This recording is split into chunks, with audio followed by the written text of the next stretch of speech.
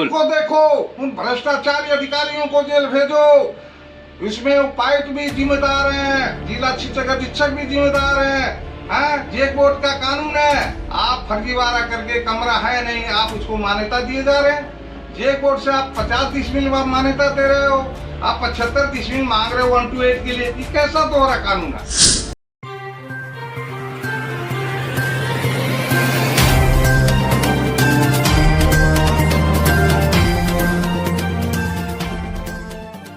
तो high court का जो फैसला था, जिसमें हम लोग को जो राहत मिला, उसके अलावा जो और मुद्दों पे राहत नहीं मिला, इसलिए हम लोगों ने सुप्रीम कोर्ट में अपील किया। किन मुद्दों में राहत मिला है, किन में नहीं राहत मिला है? जैसे आपका 1 to 5 के लिए 12,500 का शुल्क और 1 to 8 के लिए 25,000 का शुल्क और फिक्स डिपॉजिट बैंक में 1 लाख रुपया करने का जो प्रावधान था, वो कानून को जो नियमावली में था उसको निरस्त कर दिया माननीय झारखंड उच्च न्यायालय। अब जैसे जमीन का मुद्दा है, जैसे आपका चारदीवारी है, जैसे अग्निशामक का प्रमाण पत्र लाइए, बहुत तरह का जो प्रावधान रखा है, तो वो हम लोग को राहत तो नहीं मिला। जो पहले से बिल्डिंग बना हुआ 18-22 का कमरा हम लोग कहाँ चलाएंगे? 30 साल का लीज एग्रीमेंट कहाँ चलाएंगे? 30 साल का लीज इसीलिए, जैसे आपका ट्राइबल है, आपका जैसे CMT एक्ट का जितना लैंड है, संथाल परगना का जो लैंड है, उसमें तो 5 साल से ज़्यादा तो प्रावधान है ही नहीं कि आपको लीज एग्रीमेंट कर देगा, या विद्यालय के नाम से रजिस्ट्री भी प्रावधान नहीं है। तो ऐसे जो स्कूल खुले हुए हजारों स्कूल, तो इसी पर आकर के लटक गया मामला। तो इसी को लेकर के हम लोग माननीय झारखंड सर्वोच्च न्यायालय में बात रखे। सर्वोच्च न्यायालय ने माना कि नहीं, हाँ, इसीलिए उन्होंने केस को एडमिट किया और सरकार को नोटिस जारी करने का आदेश पारित किया। जी, स्कूलों के इम्पैनल होने की प्रक्रिया क्या होती है? क्या उस वक्त नहीं ये सब चीज़ देखा जाता है कि ज़मीन कितना है, कमरा कितना है, जब इम्पैनल हो रहा होता है, या फिर बगैर किसी को मन हुआ कोई भी ABCD स्कूल खोल दे सकता है कहीं भी? देखिए, अब तक का जो स्कूल पहले खुल चुका है और आज भी खुल रहा है। बात है कि एम्प्लॉयमेंट की समस्या है। सरकार तो अपनी सरकारी स्कूलों में शिक्षकों की बहाली तो कर नहीं रहे। पढ़े लिखे नौजवान क्या करेंगे भाई? अपना जो पढ़े हैं लिखे हैं, शिक्षा देने की जो भावना है, समाज सेवा की भावना है, उन लोगों ने स्कूल खोला।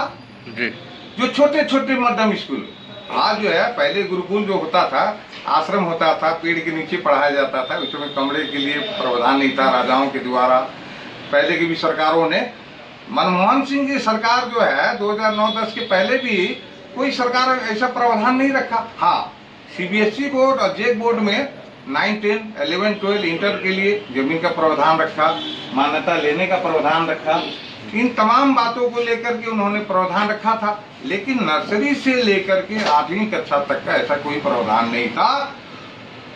पूर्व प्रधानमंत्री मनमोहन सिंह की सरकार जो थी, UPA गठबंधन, उन्होंने संसद में निःशुल्क एवं अनिवार्य बाल शिक्षा का अधिकार अधिनियम 2009-10 का कानून लागू किया, जिसको अनुपालन करते हुए राज्य सरकार, उस समय तत्कालीन मुख्यमंत्री अर्जुन मुंडा जी थे, उन्होंने झारखंड निःशुल्क एवं अनिवार्य बाल शिक्षा का अधिकार नियमावली 2011 का कानून बनाया और बोला गया कि इसके तहत आप लोग मान्यता ले लीजिए। उसका अनुपालन करते हुए जितने भी युडायस हो, चाहे गैर मान्यता स्कूल हो, सब लोगों ने आवेदन जमा किया, उसको निष्पादित नहीं किया गया, न उसको मान्यता दिया गया, न निरस्त किया गया, ये पेंडिंग रखा गया फाइल को। तब रघुवर दास सरकार आई तो उन्होंने झारखंड निःशुल्क एवं अनिवार्य बाल शिक्षा का अधिकार प्रथम संशोधन नियमावली 2019 का कानून बनाया। अब 18-22 का कमरा हम कहाँ से लाएंगे? शहर में स्कूल चल रहा है या गांव में जमीन पहले से जो है, जो उपलब्ध है, कमरे तो बन चुके हैं, सरकार का 1 रुपया अनुदान नहीं मिला। ये मिशनरी चर्च हुआ, अल्पसंख्यक विद्यालय हुए, मदरसा हुआ, संस्कृत विद्यालय हुआ, उसको अनुदान, भवन निर्माण का नहीं, शिक्षकों को पेमेंट का अनुदान देते रहा है। तो अब प्राइवेट स्कूल वाले जो शिक्षित हैं, पढ़े लिखे हैं, जो समाज सेवा की भावना से स्कूल खोले थे, वो आज इस कानून के तहत परेशानियां उत्पन्न हो गई कि वहां जमीन कहाँ चलाएंगे। आज करोड़ रुपया, लाखों रुपया का दाम हो गया। तो ऐसा तो फीस नहीं, 200, 250, 300, 400 फीस। अब DPS स्कूल को, DAV के स्कूल को, आप सेंट फ्रांसिस स्कूल जैसे स्कूलों को आपने मानते हुए आपने कानून बनाया, तो ये छोटे छोटे स्कूल कहाँ चलाएंगे? अब आपका तो बच्चा 1,500, 2,000 तो फीस देके नहीं पढ़ सकता। आप हमको 250, 300, 200, 400 का फीस देते हैं।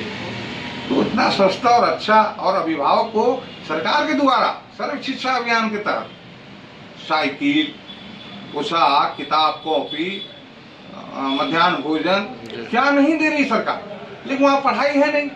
सरकार शिक्षकों का बहाली कर नहीं रही है, हाँ, उलझाए हुए है। तो अभिभावक तो भाई अपने बच्चे का भविष्य को देखते हुए अपने जो गांव में, शहर के गली मोहल्लों में जो छोटे छोटे स्कूल हैं वहाँ पढ़ाने का काम कर रहे हैं, और उसको हम लोगों ने ईमानदारी से कर रहे हैं। परीक्षा फल भी अच्छा उठ रहा, सीबीएसई बोर्ड हो चाहे आपका जेक बोर्ड हो, सरकारी स्कूलों की अपेक्षा फिर भी हम लोगों को परेशान किया जा रहा है। बच्चे का भविष्य भी बेहतर हो रहा है। यही कहना है कि मान्यता के नाम पर ये भया दोहन है, भ्रष्टाचार को बढ़ावा दिया जा रहा है, पैसा चढ़ाइए, कोई नियम कानून नहीं। तो हम लोग भ्रष्टाचार के खिलाफ लड़ते हैं। हम कोई पैसा चढ़ाइएगा तो आपको भी अनुमति मिल जाएगा, भले वो जमीन का उतना बड़ा आप क्राइटेरिया फुलफिल नहीं कर रहे हैं, अगर चढ़ावा चढ़ेगा तो आपको भी अनुमति मिल जाएगा। मैं बता रहा हूँ कि बहुत स्कूलों का जैसे हमको सूचना मिला, जैसे कि स्कूल का जमीन है 10 से 20 मील है, आप 5 किलोमीटर 2 किलोमीटर में वो मानक के अनुरूप जो है जमीन व्यवस्था कर लिए, अधिकारी लोग पैसा लेके गिन लिए, कागज को उलट फुलट कर दिए। केस जांच कर रहा है, जांच होगा। इसके लिए भी हम लोग उन स्कूलों का सूची तैयार करके कि इनको क्यों बंद कर रहे हो, पहले इनको देखो, उन भ्रष्टाचारी अधिकारियों को जेल भेजो। इसमें उपायुक्त भी जिम्मेदार हैं, जिला शिक्षक अधीक्षक भी जिम्मेदार हैं। हाँ, जेक बोर्ड का कानून है, आप फर्जीवाड़ा करके कमरा है नहीं, आप उसको मान्यता दिए जा रहे हैं। जेक बोर्ड से आप 50 डिसमिल में मान्यता दे रहे हो, आप 75 डिसमिल मांग रहे हो 1 to 8 के लिए। ये कैसा दोहरा कानून है? सरकार से मांग है कि दोहरापन मत कीजिए, निष्पक्ष होकर काम कीजिए, और शिक्षा देने का काम बहुत बढ़िया काम है। तो पूरे प्रदेश में अगर अनुमानित देखा जाए कितना स्कूलों की संख्या है और कितने इससे लोग लाभान्वित होते हैं, रोजगार कितनों को जुड़ा मिला हुआ है? देखिए, इस मामले में अगर जो हिदायत के हिसाब से, जैसे आपका सेंट्रल गवर्नमेंट के जो जमा आंकड़ा है, करीब 22 लाख बच्चे शिक्षा ग्रहण कर रहे हैं, करीब जो है 15, 17, 18 हजार टीचर लोग पढ़ा रहे हैं, ऐसा आंकड़ा है। लेकिन मेरा मानना है कि बिना हिदायत का भी जो स्कूल सबको जोड़ जाड़ कर देखा जाए तो कम से कम पूरे झारखंड राज्य के गली मोहल्लों में, चाहे प्ले स्कूल हो, चाहे मिडिल स्कूल हो, प्राइमरी हो, चाहे आपका हाई स्कूल हो, वो कम से कम 50,000 स्कूल है, और इसमें करीब 15 से 20 लाख शिक्षक कर्मचारी लोग रोजगार में लगे हैं। और सरकार निकम्मी है कि वो लोगों को रोजगार नहीं देती है। कम से कम उनको रोजगार से बेरोजगार मत करो, कोई अपराध काम नहीं है। अगर पेड़ के नीचे भी शिक्षा देने का काम हो रहा है तो सरकार को खुश होना चाहिए कि साक्षरता को बढ़ावा। अरे बड़े स्कूलों पर कार्रवाई करो, क्यों नहीं करते? क्योंकि उनका बच्चा वहां पढ़ता है, बड़े बड़े पब्लिक स्कूलों में, हाँ, सीबीएसई बोर्ड का स्कूलों में, तो वहाँ नहीं करेंगे, लेकिन छोटों को दबाएंगे।